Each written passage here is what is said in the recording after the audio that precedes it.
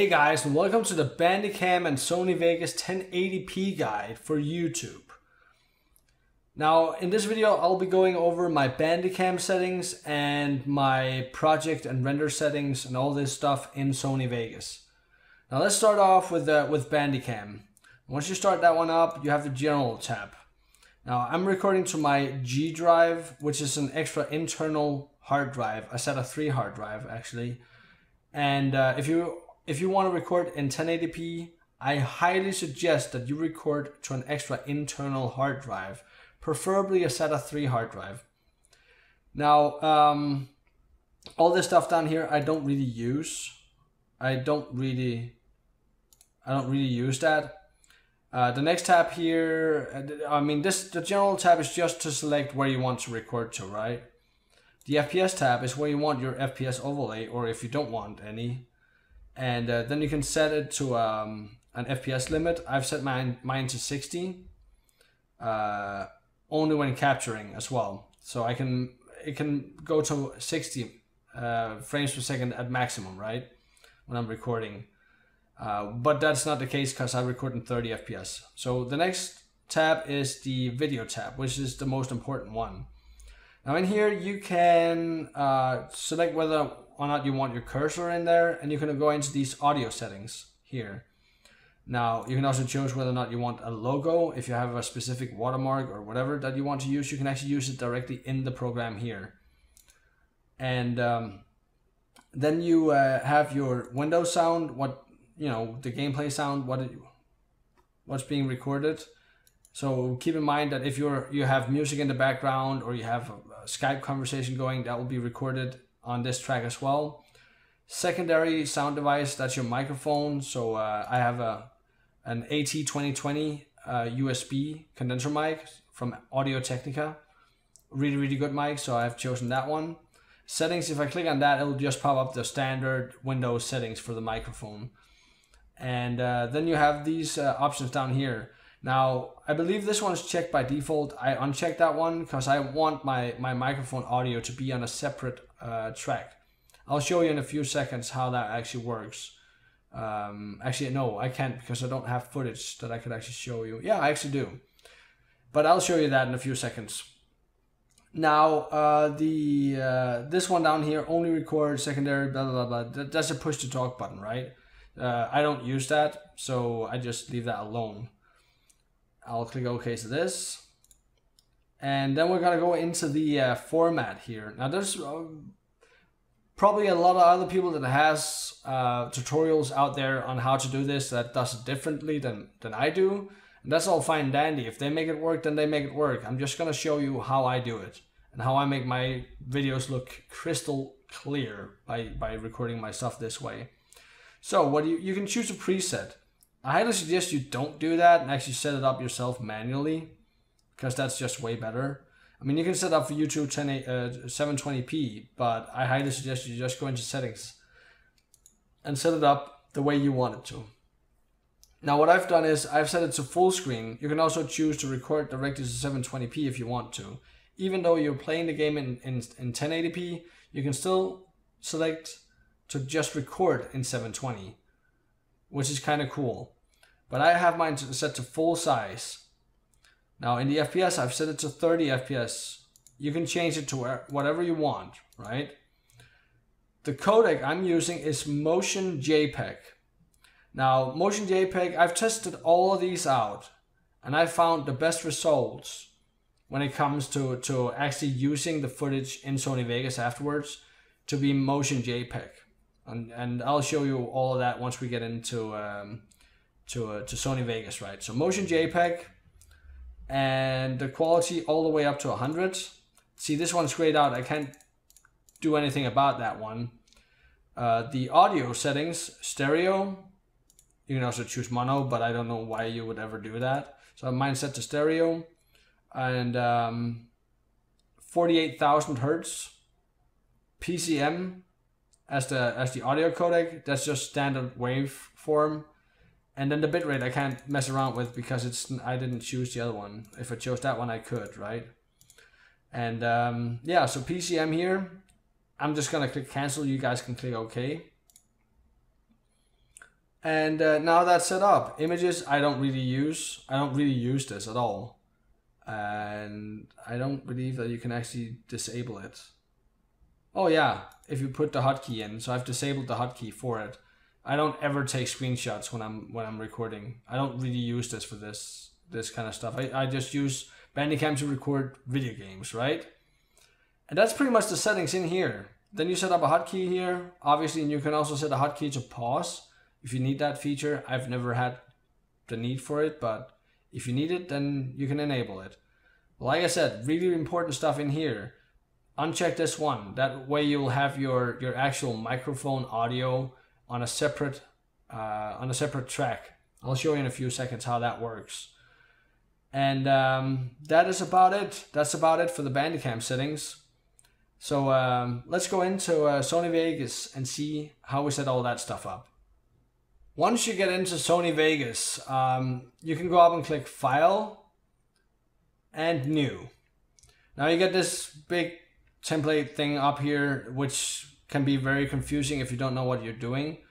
But what you need to do is just click on this template drop down here on the arrow, click on that, then go down and choose this one, HD, 1080p or 1080 and then 60i, right? But that doesn't really matter what it's called. This is what matters. 1920 times 1080 at 29.97 FPS. Now we chose 30, but that doesn't matter. We're gonna choose this one anyways. So click on that. Then we change the in here in the frame rate, we type 30, right? So just change it up here to 30 FPS up in the top here. So it says custom now. We can actually save it if we want to so type something else in here and click save, and then it will, that's what it's gonna be called, right?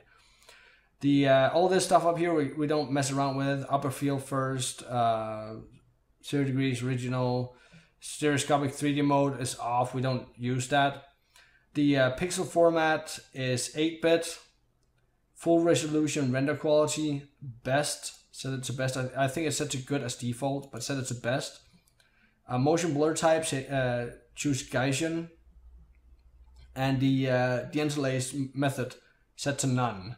Now you can put a mark in here. If you do that and then you click OK, it'll always start up with these settings right here. All the settings that you just punched in.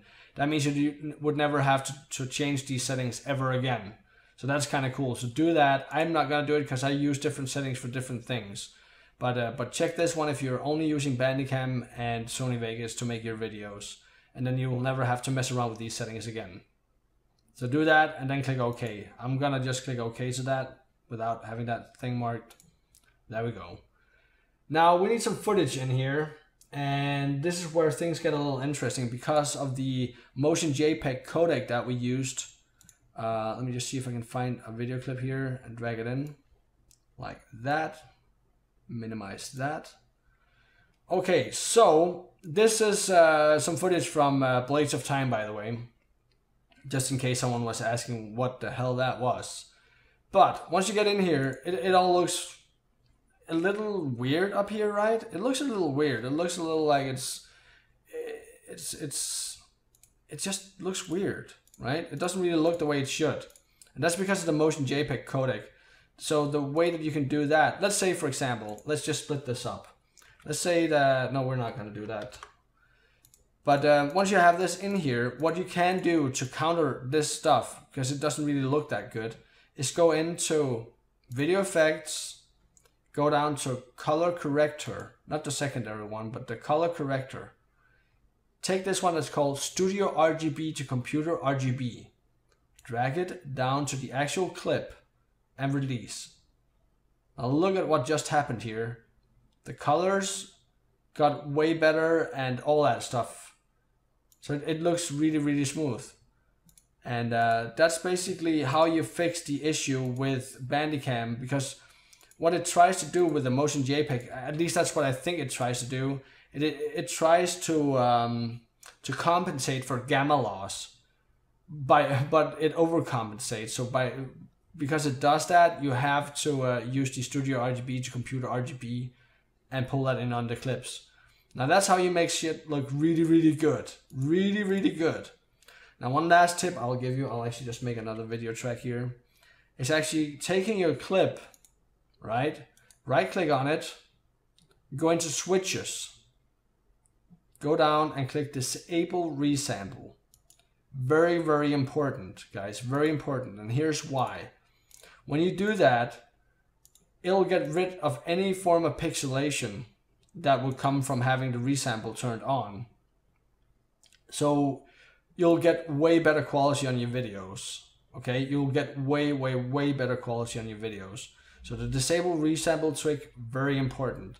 Actually, what I do, because I have an intro that I pull in that's in the beginning, I have some outro stuff, and then sometimes some text above here. What I do is I push D twice on my keyboard, select everything. So go behind the last clip that was up. Let's say there was something here. Let's actually just drag something in, just, you know, for the sake of dragging something in, so I can show you exactly what I'm talking about. So drag this stuff in here at the, there we go. That would be the outro, right? So you have that here, that's the outro. And then we probably had some text in here, and then we had an intro as well. Let's just do it like that. And drag this back a little bit. Then take a red intro in here, like that. That's our intro right there. Just saying. Drag that back. Drag that one. Come on, why is it doing that? It's because I have this one up here enabled. So take this one and get it behind. So let's say we had all this stuff, right? So go behind the last clip, push D twice on your keyboard. So you get this square looking mouse cursor. Drag your mouse and select all the video clips. Don't select the audio clips like I'm doing right here. Select all the video clips, even drag it over here to the actual track here, and then release. Now you have everything selected. Push D twice on your keyboard again. And now you have a normal mouse cursor. Right click, go into switches, and see now it won't give me anything because the actual video track here is selected, is set to a disable resample, but the intro and the outro isn't. So once you go up to switches, and down to disable resample, booyah, everything's on disable resample. Even this stuff. So if I right click, go into switches, disable resample. It'll make your videos look a lot better, guys, a lot better. Now, for the last thing that we're gonna do is that we're gonna go over the render settings, and they're pretty much the same as the other. They're identical to the other 1080p guide I have, but just in case someone hasn't watched that one and they found this video by searching on YouTube, I will go over them again. So let's say that you're ready to render all this stuff now. Now you have your intro, you have your video, you have your outro, you have your commentary fixed and all that stuff, right? So let's say you're ready to render this. So you go up here, click File, and you go down to Render As. So click on that. Now, what I normally do is, here's the Save As type, right? You click on that. And what I use is Window Media Video. It says V11 here.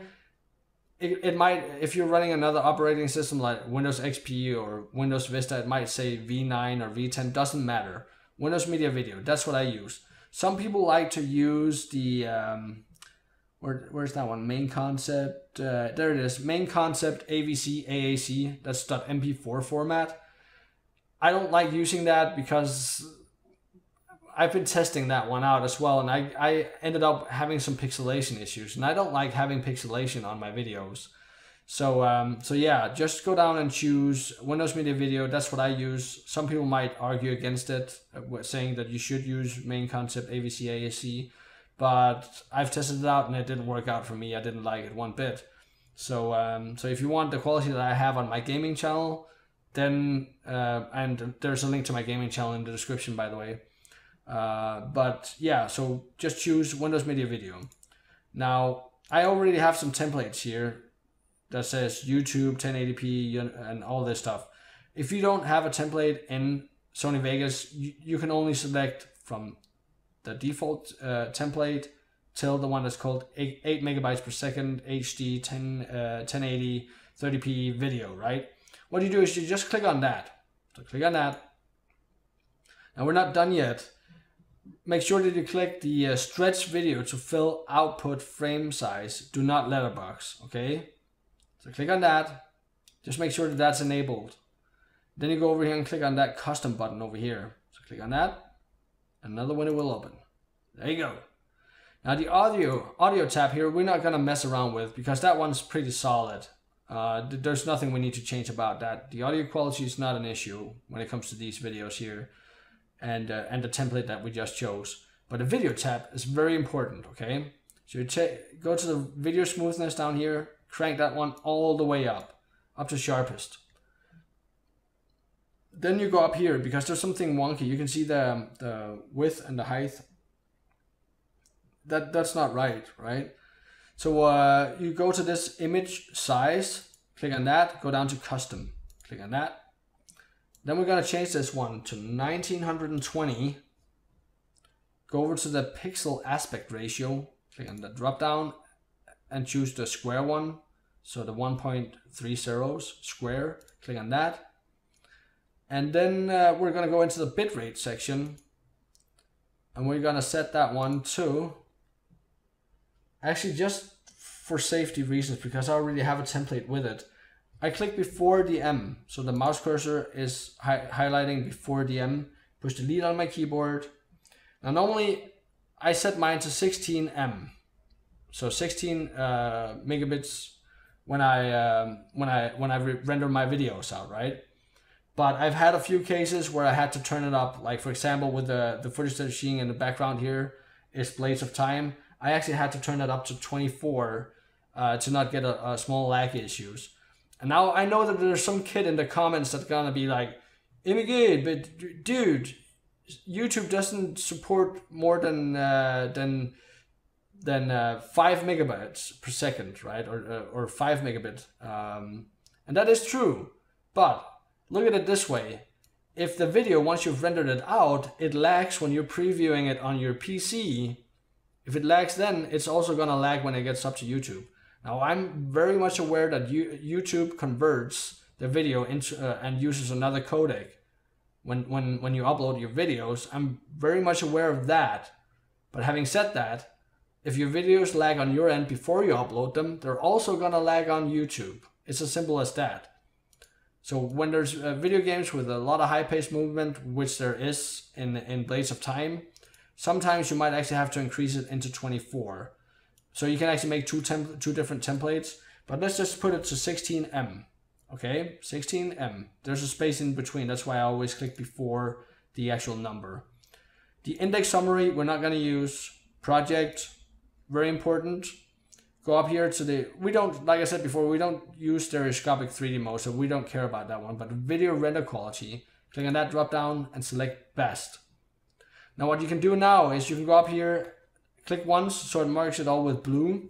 Then you can call it YouTube 1080p space 16M, right? So that now we know that that's the 16M one. Then you can click on the save file and then it will be saved. This template will be saved and you don't have to mess around with these settings ever again. Now once you've done that, I'm not going to do it because I already have one.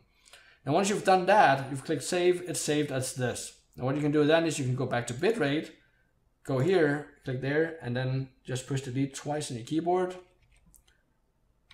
And 24, right? Then you go up here, click twice so you can get in there, and then change this one to 24. So it says YouTube 1080p 24 and save that. If you do that, you have two templates, one that's called 16M and one that's called 24M. So if you ever have any lag issues, you can always re-render the video in 24M and then it'll work just fine. Any higher than that, I don't think you'd ever need, to be honest. And once you've done that, you can just press OK and then go back. I'm not going to do it, I'm just going to click cancel since I already have these templates, but you've already clicked on the save template button. That's very important that you've done that. And then you click OK afterwards. I'm going to click cancel because I already have it. Now afterwards, your templates will be shown just like mine here. So I have one, YouTube 1080p 16 megabytes per second and 24 megabytes per second. I even have some for 720p as well that I've set up. But every time I render something, all I have to do is, well, since I've already rendered in Windows Media Video, it's not going to change away from that. So I just select the template I want. So that would be YouTube 16M. Unless it's this game, then I have to choose the 24M. go up here, click and name what it's gonna be called. So Blades of Time, and then episodes EP. I don't know what episode this is, maybe 16 or something like that. And then click save to where you want it saved, and then bam, you have it's gonna start rendering out your video. Now there's a small tip that I've been giving out in the other guides that I've made for 1080p. I have one for Fraps and Sony Vegas as well. And a small little tip: if you don't have the fastest machine in the world, stuff that you can do to speed up your render time is go up to View and click away the video preview. So if that's gone, and then you render the video afterwards, so go down and render as, then you start rendering the video. Select the right things, right? Windows Media Video, the right templates. So 24M in this case, only in this case, right? And name the video as something. Let's just call it something, just because we can, right? Something, and then click save. That can actually speed up your render time by quite a lot, actually. But that's it for this guide, guys. If you liked it, please thumbs it up and share it with your friends on Facebook or Twitter or someplace where you think people might enjoy a video like this. And take care, have fun, and see you all in the next one.